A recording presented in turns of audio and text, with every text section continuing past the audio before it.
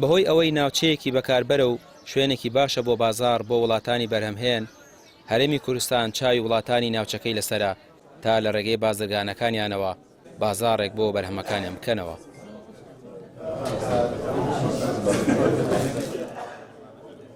ئێمە وەکو شاری سلێمانی بە پێی جوگرافیای شارەکەمان زیاتر لەگەڵ ئێران کارمان کردووە، دوای ئێران با بڵێن تورکیا، لە دوای تورکیا سین و چەند وڵاتیشی تریش.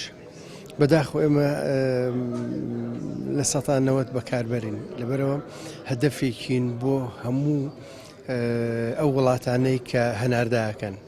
بۆیە لە ئەم وەفدەش لە هندستانەوە کە هاتوون بێگومان دراسی بازار ئێمەیان کردووە کە ئێمە بەکاربەرین، بازارێکی باششین بۆ ئەوان، بۆی هاتوون بۆ ئێرە ئەیانەوێ سوود لە بازارەکان ئێمە ببینن.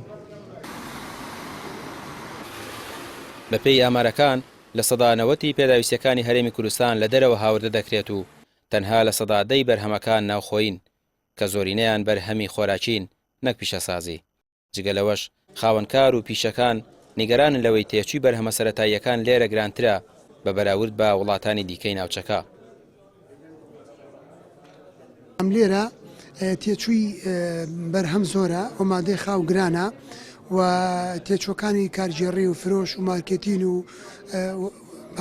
وەگەڕخستنی کارگە لێرە گرانە لە کارەبا و لە سوتەمەنی، بەڵام ئەگەر تۆ پێکاتێکی خۆتت هەیە بە پێکاتێکی کاریگەر و باشە بە سوودە بۆ جوانکاری، ئەم پێکاتی ئەتوانی لەوێ بە هەمان ئەو پێکاتێک کە خۆتەوێت، ئەو ڕۆکەی کە خۆتەوێت دڵخوازی خۆتە لەوێ کارگەیەک ڕائسپێری کە بۆ دروستکە و FTA بە وەربگرێت، واتە مۆڵەتی فەرمی حکوومەتی هندستان و وەزارەتی تەندروستی بە وەرەگرێ و بەرهەمە لەوێ ئەو لەوێ سەرتیفیکەتی ئۆریجین واتە بڕۆنامەی وڵاتی منشەی بۆ وەرەگرێت لەگەڵ بڕۆنامەی شیکاری بۆ وەرەگرێت.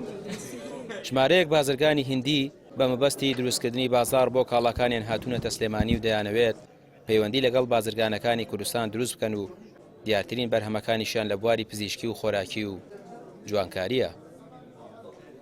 We have already made a few good prospective هەموو شتێک مەشاڵی کاتوین بۆ ئێرە عتمەن ڕاستەوە یەکەم زارمانە کاتوین بۆ ئێرانە، بەڵام کەەوە ئەیبین پێشوازیەکی زۆر باشمان لێکراوە و هەروەها لەگەڵ دووسێ تیمیشا میتینگمان هەبووە کە زۆر پێشکەوتوانەوە و هەنی جێگەی خۆشحاڵی بۆ ئێمە و ئێمە چەندین بەرهەمی جیاوازی چایەمان هەیە کە هێناومانە بۆ ئێرە و ئێمە ئەتوانین بەرەو پێشی بەنزیاتر و ئەوان خۆشحاڵ بوون بەمەی کە هێناومانە و ئێمەوانە بەرهەمی تێدا بکەین زیاتر لێرە.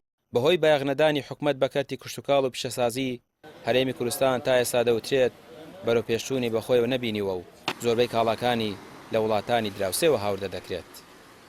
ڕامیار عوسمان، کەناڵی پێیام، سلێمانی.